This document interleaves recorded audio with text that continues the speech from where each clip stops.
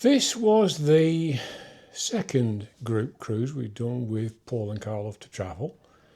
But this time it was with a group about half the size because it's been restricted to people who were YouTube or Patreon members to their channel. So it's going to be an interesting dynamic that way. Another thing that made this cruise a little bit different was we were back on Queen Victoria. We were last on Queen Victoria in August 2025 and this was now April 2026, so about 8 months roughly speaking. Would we see any difference there? We'd no idea, and we didn't know if we might, because this was the first ship we'd ever returned to. So the cruise began very well. Our trip down from Derby to Southampton was extremely smooth, no delays at all until we got to the outskirts of Winchester. And where the A34 meets the M3, there's almost always a delay. It's kind of endemic, and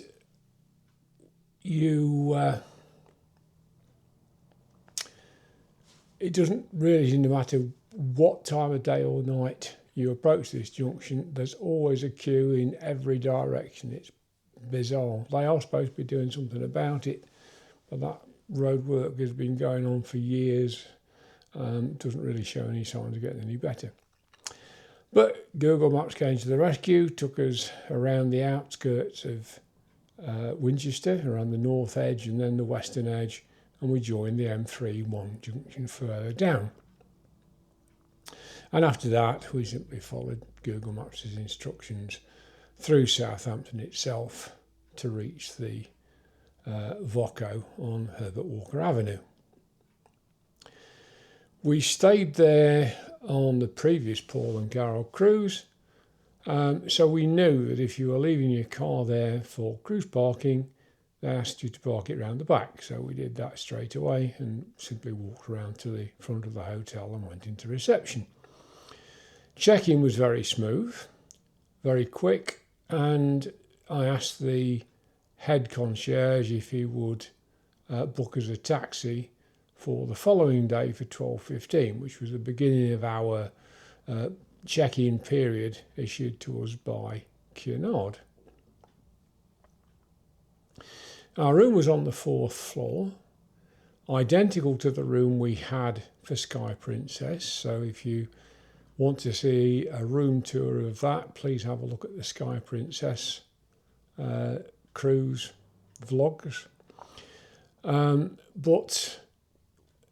yet again, it was on the back face of the hotel, so it overlooked the City, Horizon and Mayflower terminals. But there was only one ship in port that day, and that was the Holland America Rotterdam.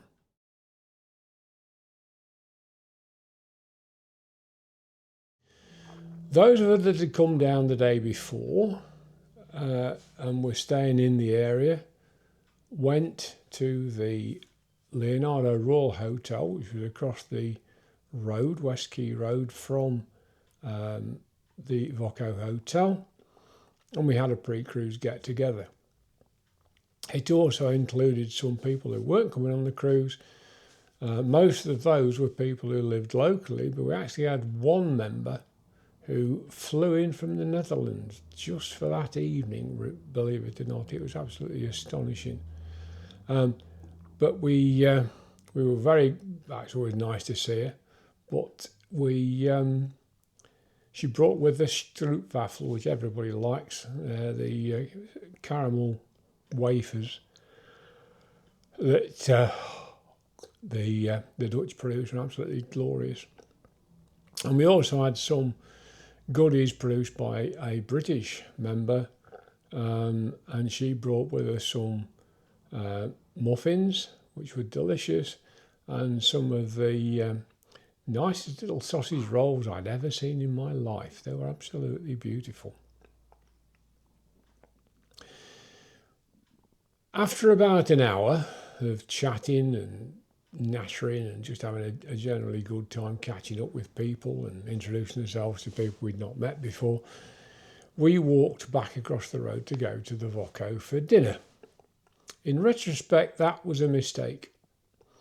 We had to wait quite a while for a table because we didn't think to book one.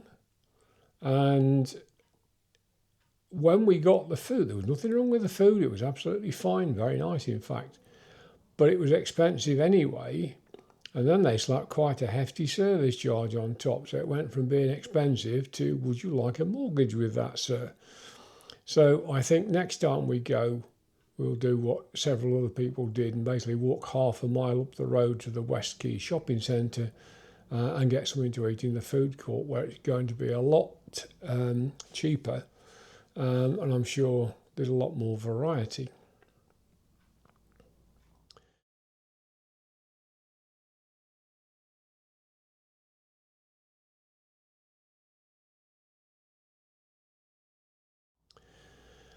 Next morning, breakfast was fine, absolutely fine.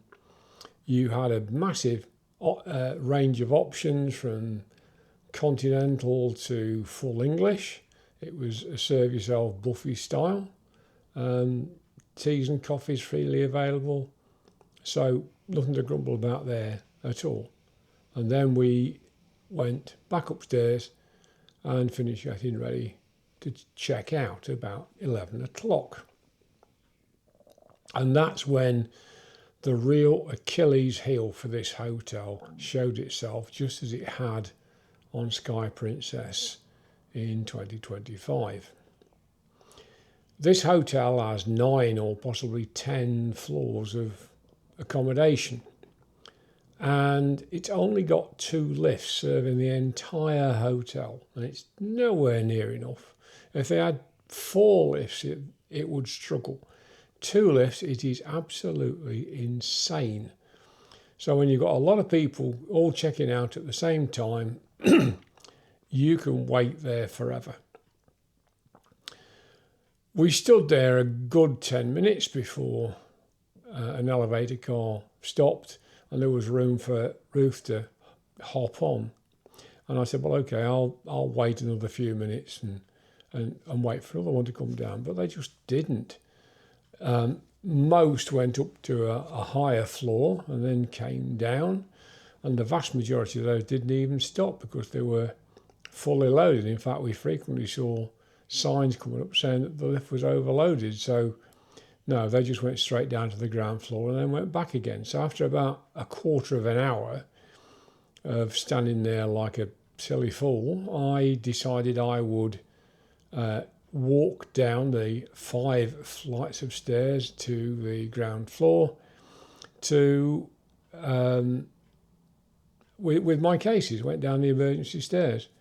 Well, the trouble is I got a case, a carry-on bag, a backpack, and my tuxedo in a garment bag.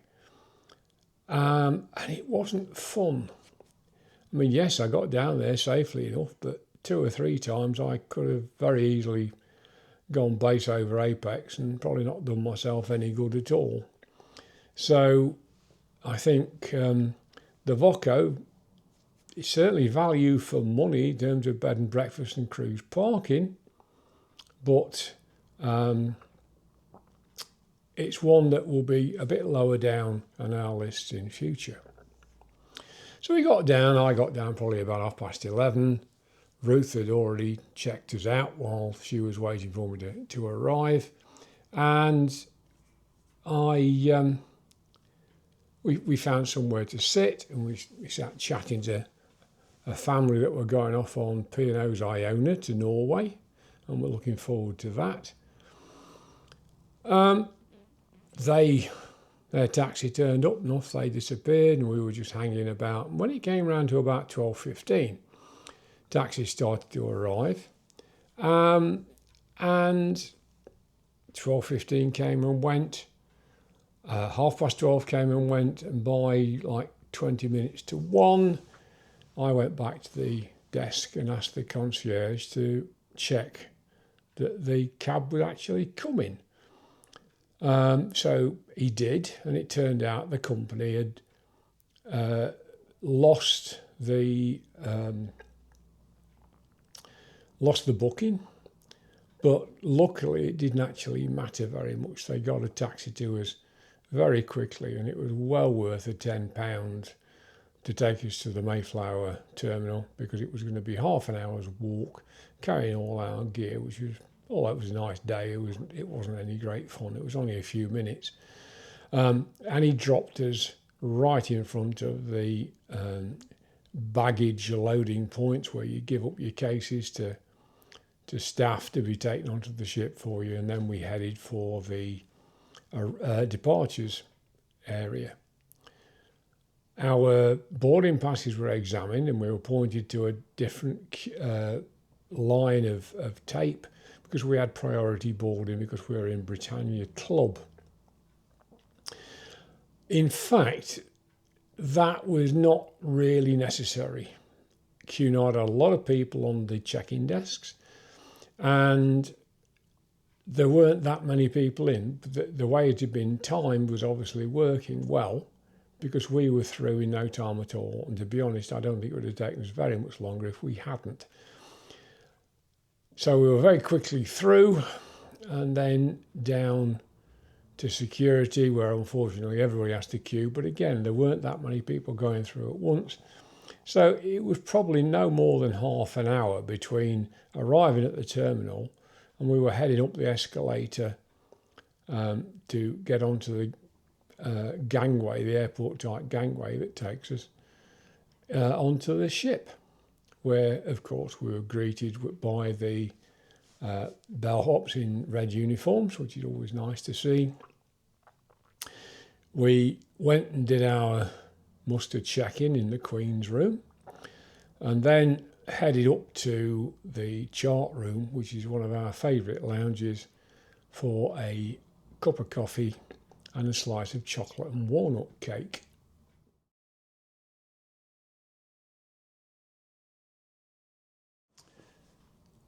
After we'd had a very pleasant coffee and cake, we decided to have a wander back upstairs and go and find our cabin, which was on deck 7 this time, whereas previously we'd been on deck 6, because deck 7 is where the Britannia Club balconies are. The rooms are identical, except that Britannia Club has free water, so you get bottled spa water, Harrogate spa water, free, which you can use as you wish. It's replenished every day, or and you also have a coffee maker which takes Illy sachets. We did try it once, but only the once, because it only appears to make espresso sized drinks, and we don't normally do that. So we used the kettle, which was also provided, along with the Twinings Everyday Tea Blend, the instant coffees, both full fat and decaf, and the whole milk and semi-skimmed milk sachets that you see in a lot of places. And there were some biscuits as well.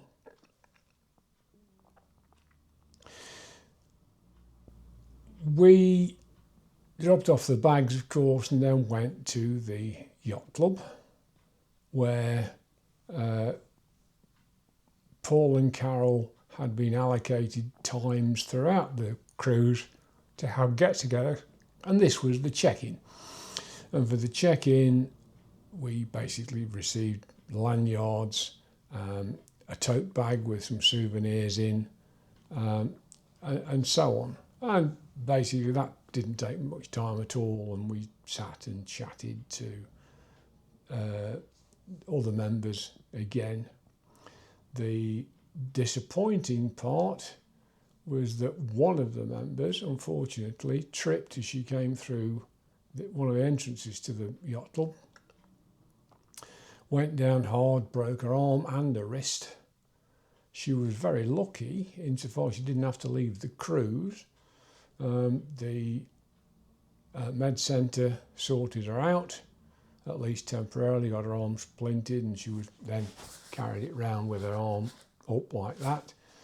They hoped she wouldn't need surgery. It was beginning to look like she might when she got home, simply because her thumb got pins and needles, so something wasn't quite right in there. But we obviously wish her very well.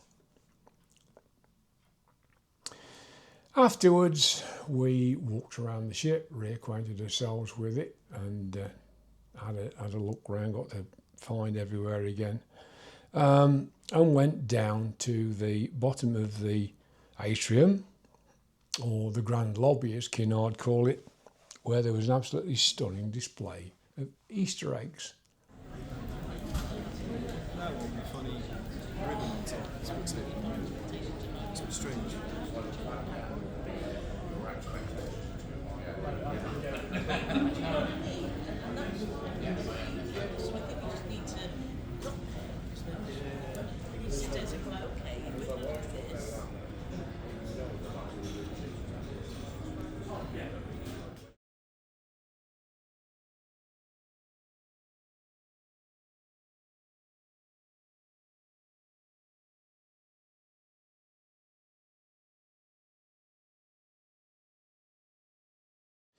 It was very disappointing to hear a little bit later that we would not be sailing that night. We should have left at 5:30 in the afternoon, but the captain said with Storm Dave approaching from the Atlantic, the weather was not looking great for our passage through the Channel and the Bay of Biscay.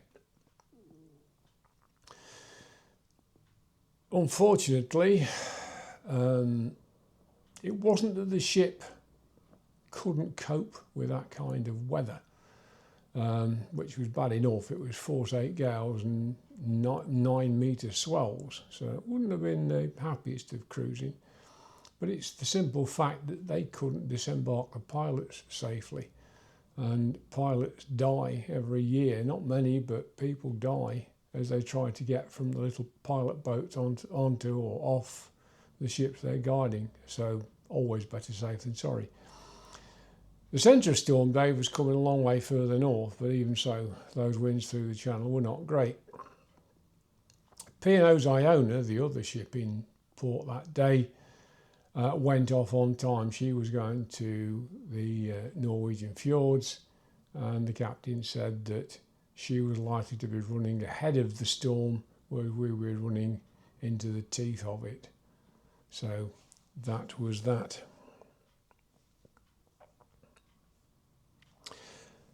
The consequence of that was that we were going to end up missing the first port of call, which was, I believe it's pronounced Lake Sois, which is the port for Porto in Portugal. That's somewhere we were really looking forward to seeing again. We haven't been there since something like 2007 or 8. But it wasn't to be. The captain explained that with the change in departure time, the ship simply wasn't fast enough to make port in the time available, so we would have to have an extra sea day on our way to La Coruña in Spain.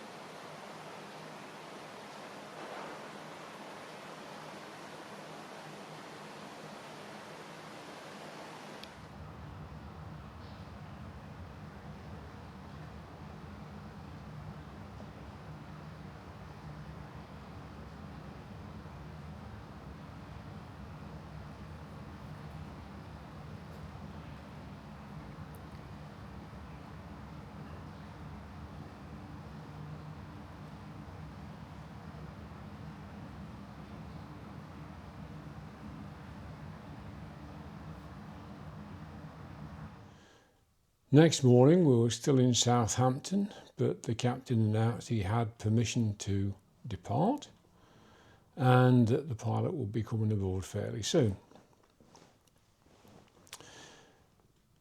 We went down to the Britannia Club restaurant for breakfast. It being a sea day, there was nothing particularly to rush around for, and we'd enjoyed dinner, so it was going to be interesting to see how breakfast was by comparison.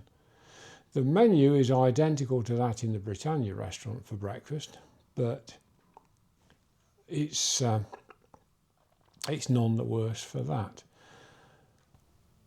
We both had the porridge, oatmeal as Kinard calls it, which we have regularly at home anyway, and I had some really excellent eggs Benedict. The poached eggs were absolutely perfect with the white spot on set and the yolk still nice and runny. And Ruth had pancakes with a blueberry compote, which was great. I had that later in the week and it really was good. While we were eating, the ship slipped to moorings and we started to move. We didn't actually go the way you might expect. She was berthed at the Mayflower terminal with her bow pointing up towards the River Itchen and her bow towards the Solent, so she had to do a 180 before she could leave.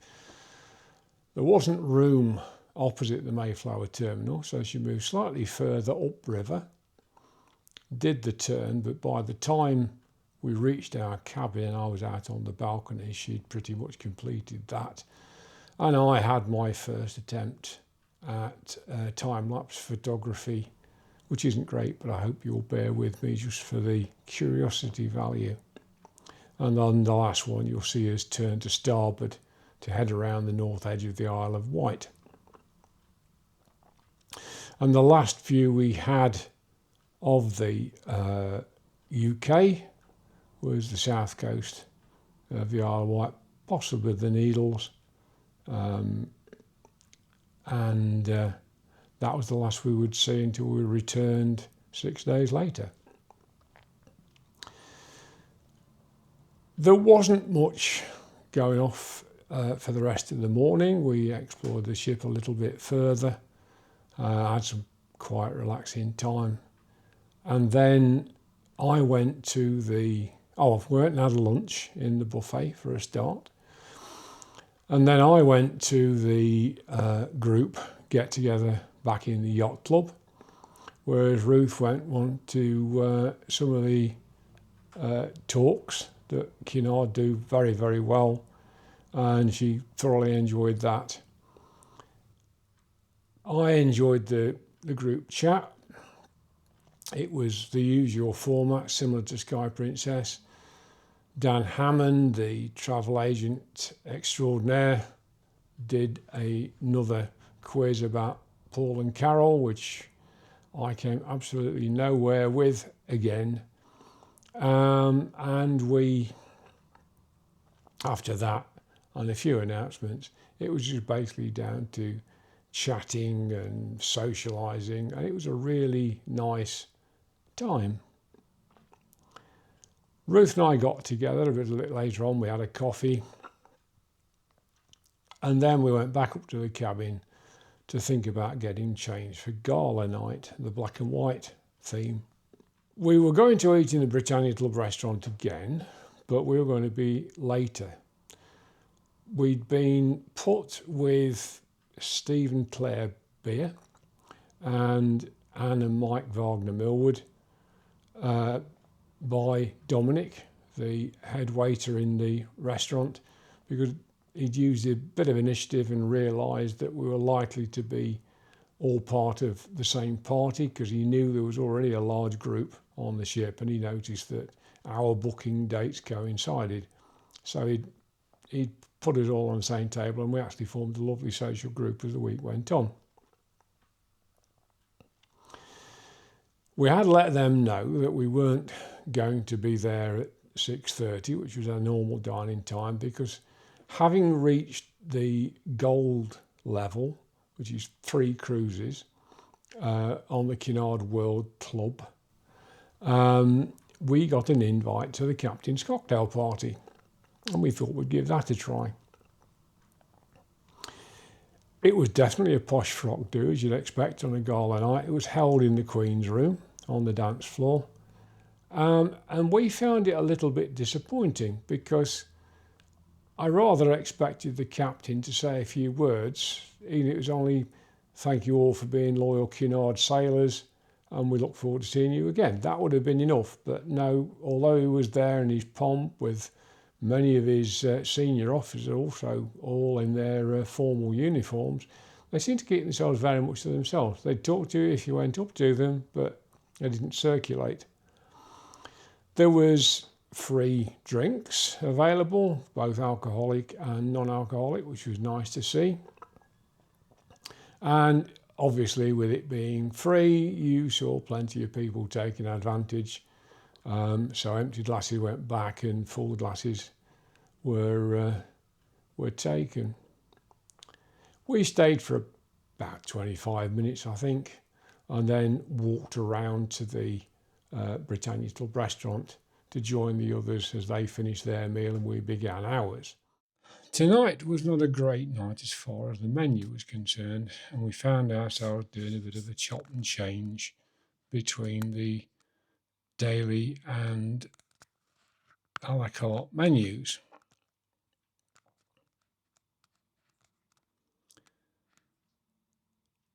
Ruth started with the a la carte pate and walnut bread. I had from the daily the seafood gnocchi. She had the always available roasted chicken, and I had the roasted rack of lamb, which you had to pre-order. That's the semifredo, and I had the lemon souffle, and who can miss one of those?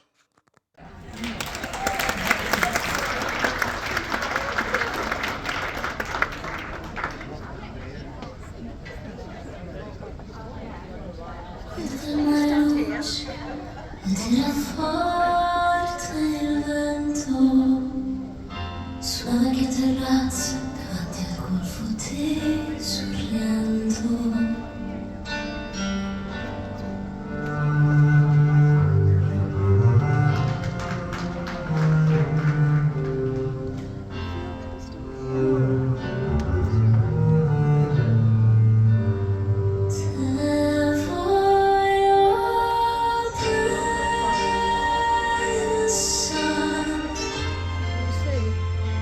Ma tanto, tanto bene.